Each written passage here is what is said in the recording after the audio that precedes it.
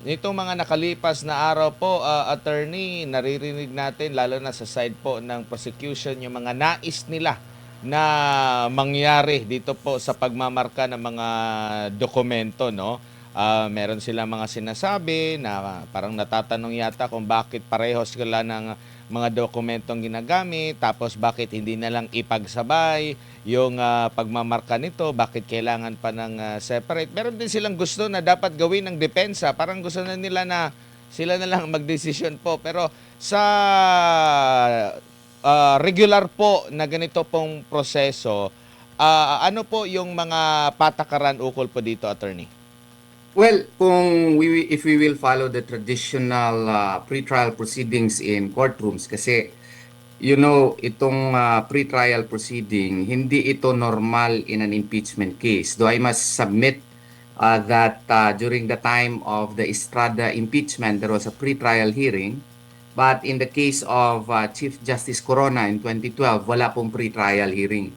So depende talaga yan sa Senado, no, if they will conduct a pre-trial hearing. But granting for the sake of argument na dito inallow yung pre-trial, yung prosecution una ang magmamark ng evidence, at saka yung prosecution cannot dictate on the defense as to how they will likewise mark their evidence. So una talaga yan ang prosecution, pagkatapos yung depensa naman ang magmamark ng kanilang evidence. Ang problema lamang dito ay a number of documentary evidences and even witnesses are similar, no?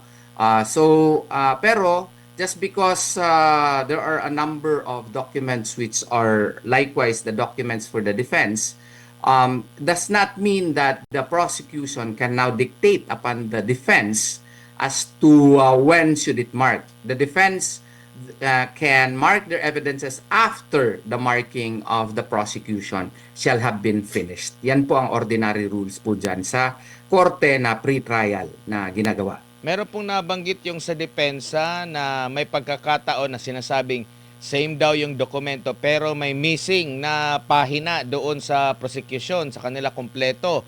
Meron din daw na same daw na dokumento pero yung isa photocopy, yung isa certified true copy, attorney. So okay lang na magkaroon talaga ng separate iba yung pagmamarka ng hawak ng depensa at prosecution.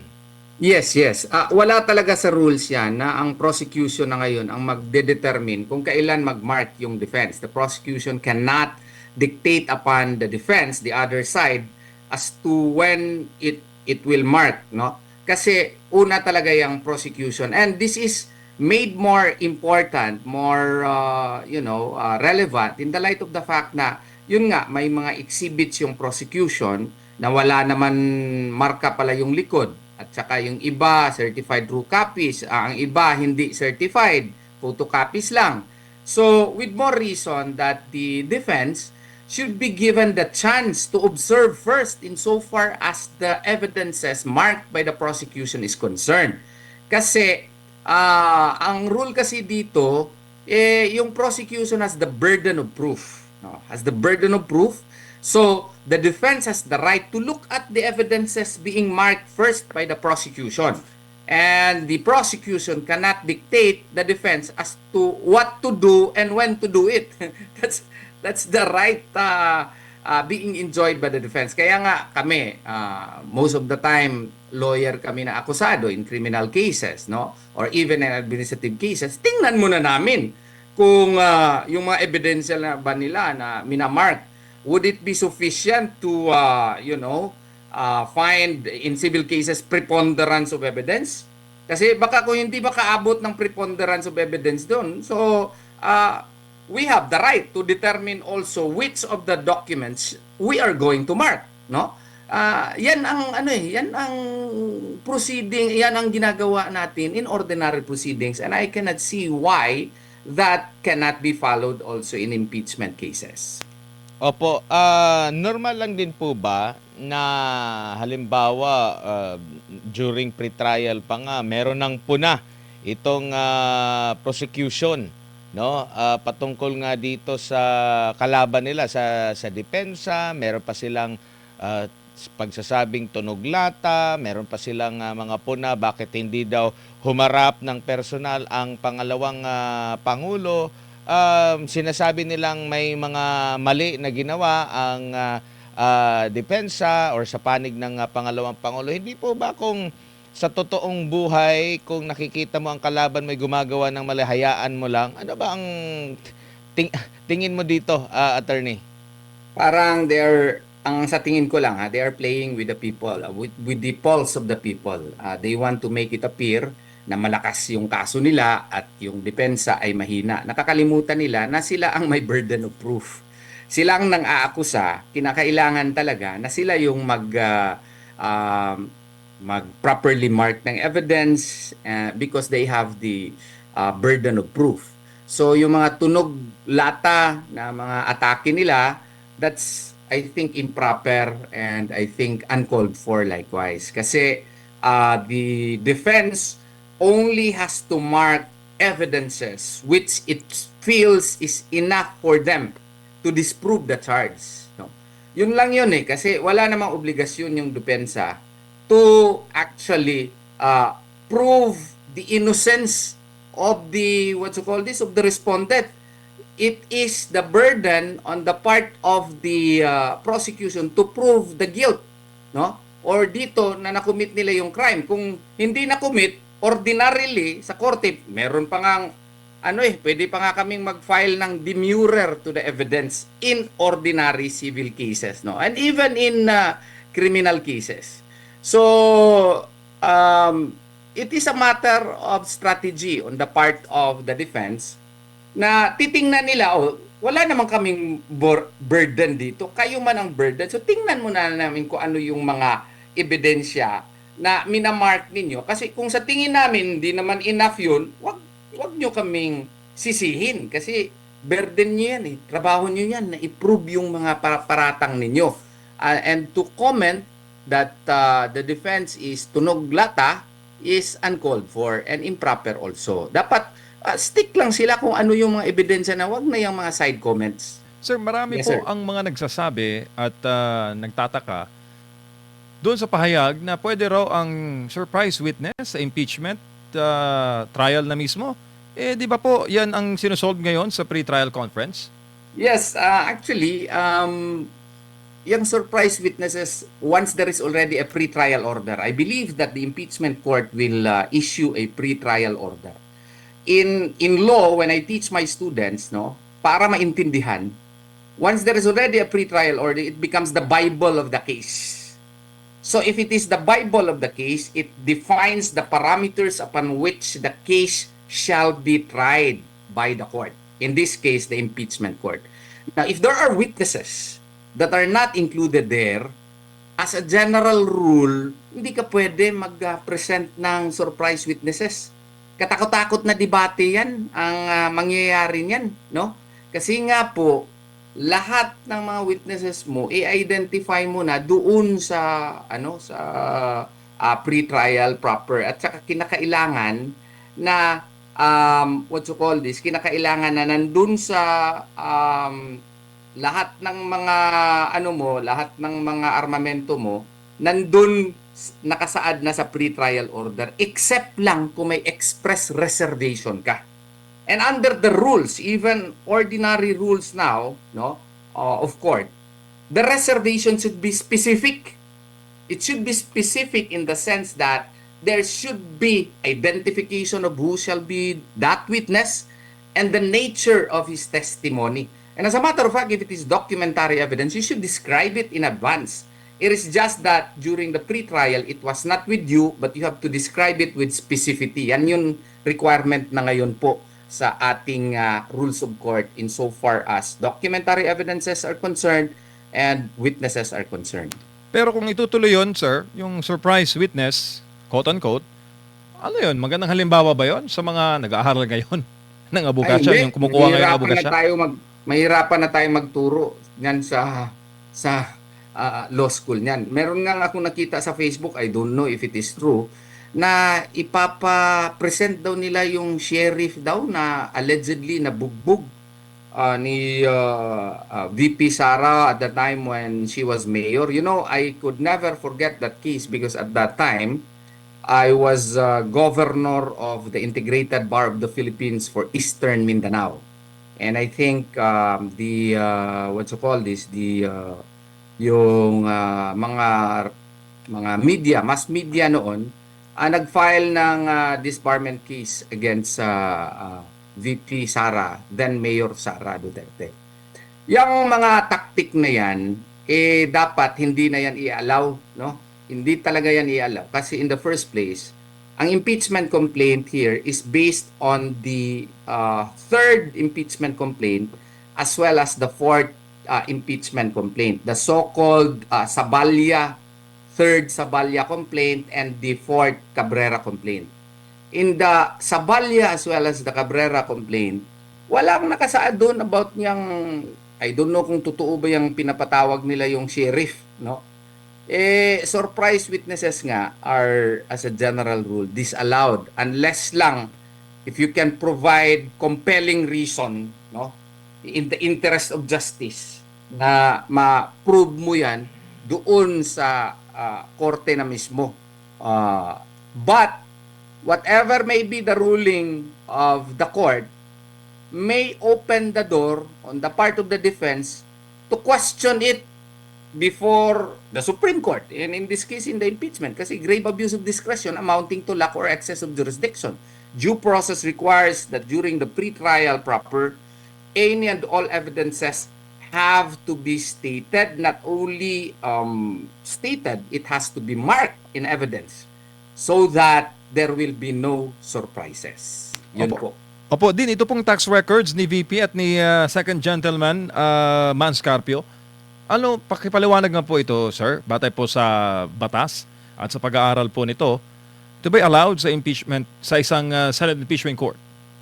Well, na-cite na namin yan, no? Nung nag-file kami ng petition sa Korte Suprema. That's one of the issues I believe that we raised there because if you note, as a general rule, yung mga tax returns kasi, yung SALN ba yun, no? Ang rule kasi niyan under Section 270 of the National Internal Revenue Code, no? Bawal na bawal po on the part of the BIR, no?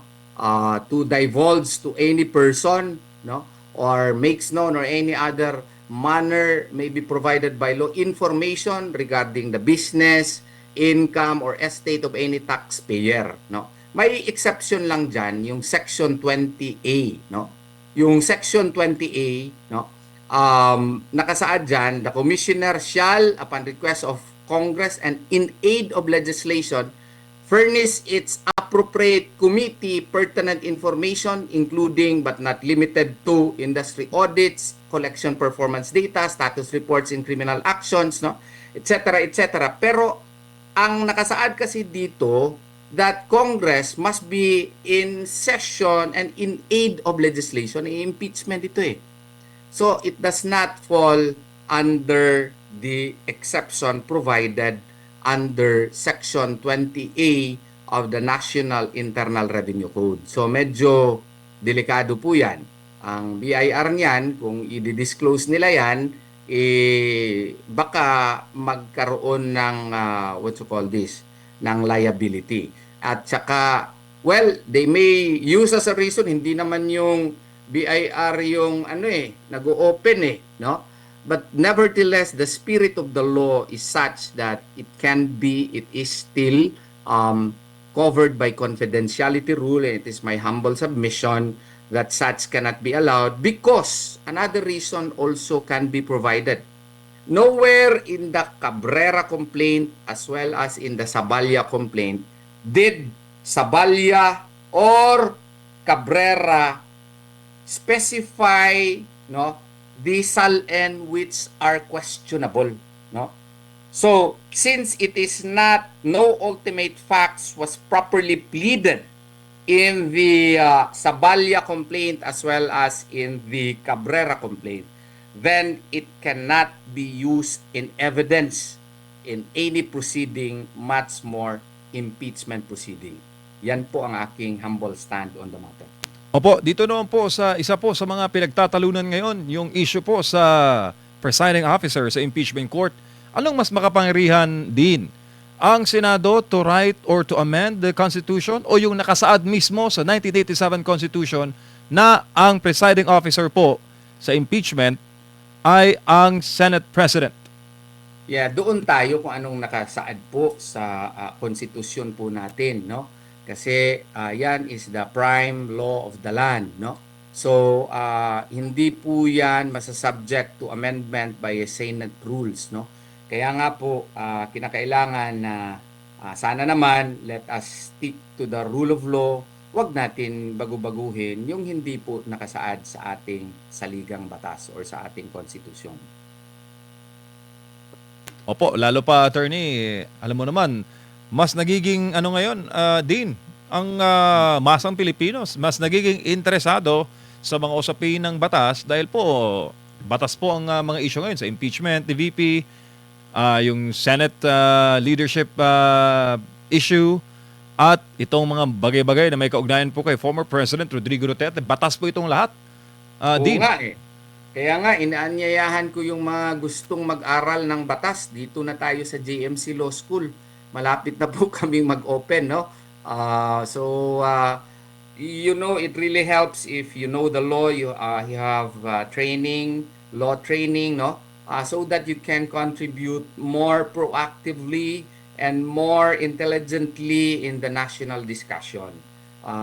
Specifically in the light of the fact na halos lahat pong pinag-aawayan dito sa ating bansa may involve the law. So kaya mas mabuti na at least may training tayo sa batas. Para hindi tayo maakusa na ano yan, MA. Alam mo anong meaning ng MA, sir? Ano po? Yan, murag attorney. Uy, dami niyan. Attorney, Yes, boss. itong paggamit bilang witness, gustong gamitin sa kampo po ng depensa, yung mga nag-akusa dito kay Vice President Sara Duterte. Kasi maraming nagtataka, ha? Yan, di ba yan yung mga nag-akusa kay Vice President Sara Duterte? Bakit gagamitin ngayon ng depensa bilang witness? Ano pong masasabi niyo po rito? Kaya nga, that also parang biased witness masyado. And as a matter of fact, yun nga ding mga prosecutor sana na naakusa, no? Ewan ko, nawawala na ata talaga tayo ng delikadesa ngayon, no? So supposedly, well, they may argue that we are talking here of admissibility yet not the weight. So pwede sila maging witness. Sige na nga, okay. Pero sana kung deeply involved in politics at saka what you call this, biased na talaga yung pananaw nila, ano na lang sana, recuse ba, voluntarily recuse. But I think that cannot be helped under the present dispensation, knowing the intense politicization of our society right now. Be that as it may, wishful thinking na lang yung ating siguro masasabi dyan na sana gawin yung tama. Opo, and sa tingin niyo po ba, attorney, maaari pa ring maglabas o buhay pa rin yung issue dun sa pag-question sa Korte Suprema ukol nga po sa naging proseso ng impeachment sa Kamara, at maaari pa rin maglabas ng desisyon ang Korte Suprema na posibleng pumigil dito sa impeachment sa Senado? It is a legal possibility simply because of the fact that it is pending in the Supreme Court. And for all you know, the Supreme Court may act on the matter. Maybe the Supreme Court justices would, would think that sobra naman itong ginagawa na ito, masyadong stretching na masyado sa batas. So, for all we know, the Supreme Court may issue a TRO right away, no? Depende po talaga yan sa ating pinakamataas na hukuman.